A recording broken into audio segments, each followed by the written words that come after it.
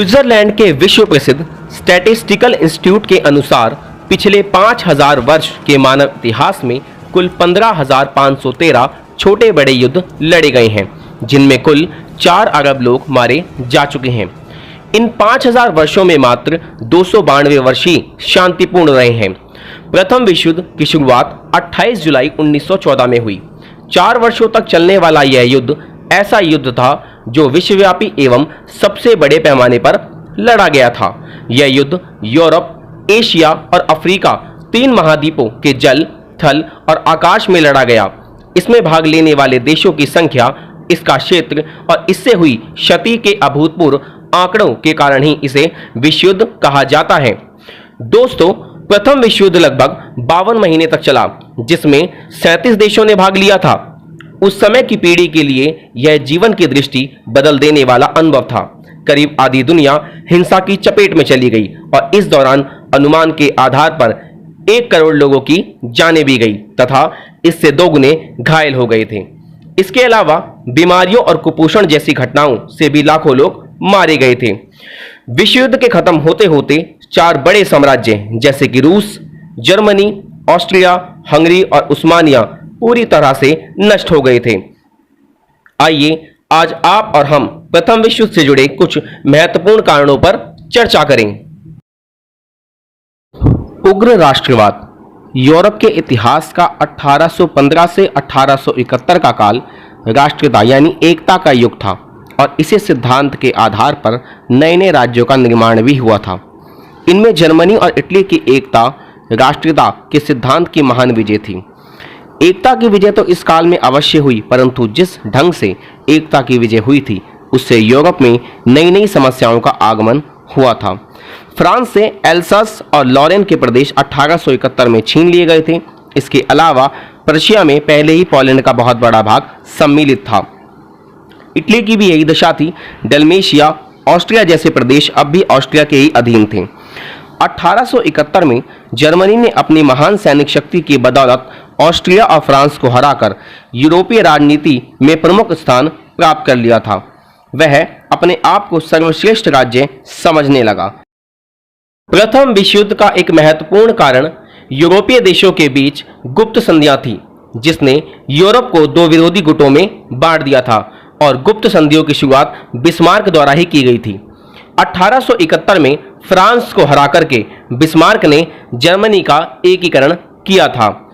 Germany द्वारा France से else's और लॉरेन प्रांत छीना जाना फ्रांसीसी दृष्टि में एक घोर अपराध था और 1871 में ही फ्रांस ने इस अन्याय को धोने का निश्चय किया था।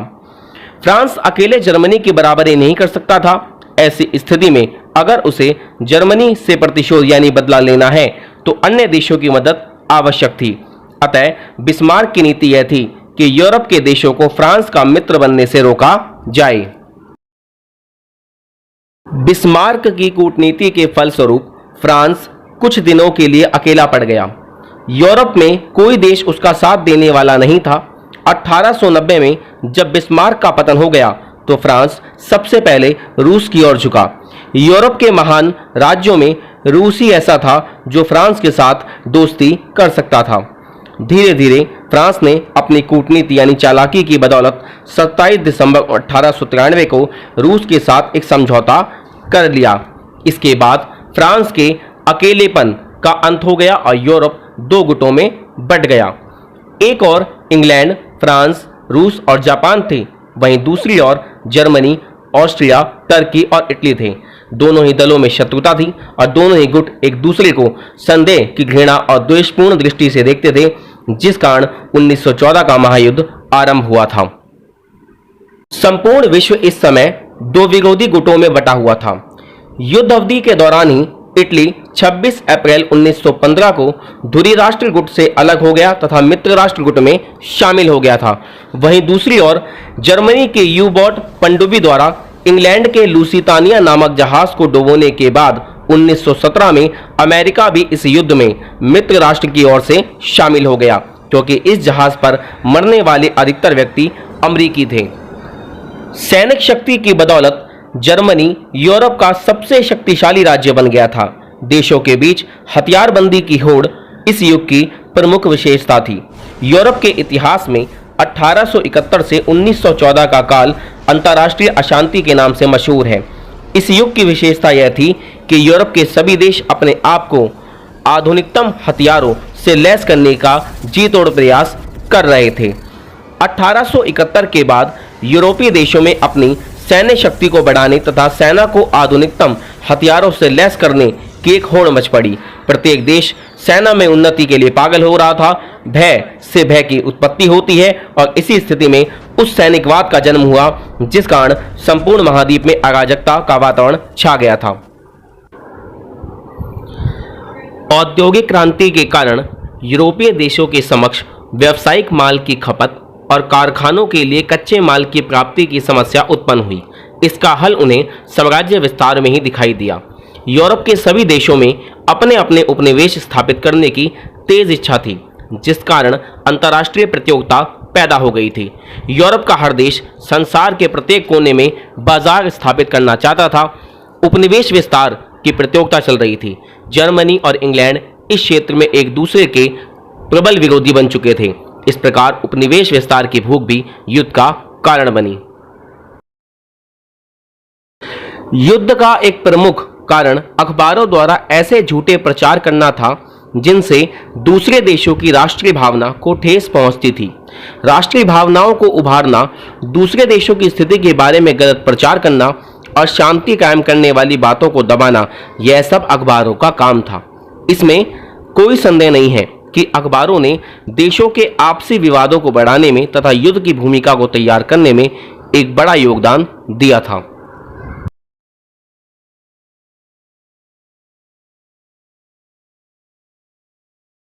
सन 1905 से लेकर 1914 तक अंतर्राष्ट्रीय संकटों की एक श्रृंखला सी बनी रही, जिसमें से कोई सा भी संकट उससे पहले ही प्रथम विश्व युद्ध के छिड़ जाने का कारण बन सकता था। इसमें से दो गंभीर संकट 1905 और 1911 में मोरक्को के प्रश्न पर उपस्थित हुए। इसी तरह ऑस्ट्रिया द्वारा बोस्निया और हर्जेगोविना पर अधिकार, बुल्गारिया संकट आदि भी कम विस्फोटक नहीं थे। सन 1912 और 1913 में प्रथम व द्वितीय बाल्कन युद्धों ने तो 1914 के विश्व युद्ध की पृष्ठभूमि ही तैयार कर दी थी। दोस्तों, प्रथम विश्व युद्ध का तत्कालीन कारण सराजेवो हत्याकांड था।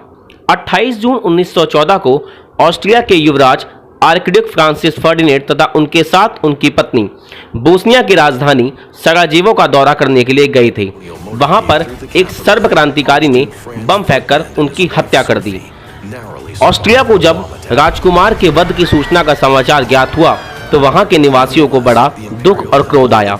अतः इस घटना के महीने पश्चात 25 जुलाई 1914 को ऑस्ट्रिया ने सर्बिया को 48 घंटे का अल्टीमेटम दे दिया और उसके सामने 12 कड़ी शर्तें उपस्थित की।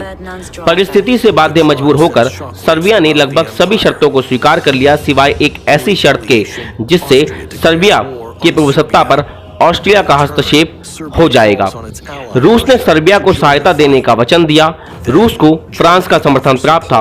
ऑस्ट्रिया ने 28 जुलाई 1914 को युद्ध की घोषणा कर अपनी सेनाओं को सर्बिया पर आक्रमण करने का आदेश दिया। इस घटना से प्रथम विश्व युद्ध का शील गणेश हुआ।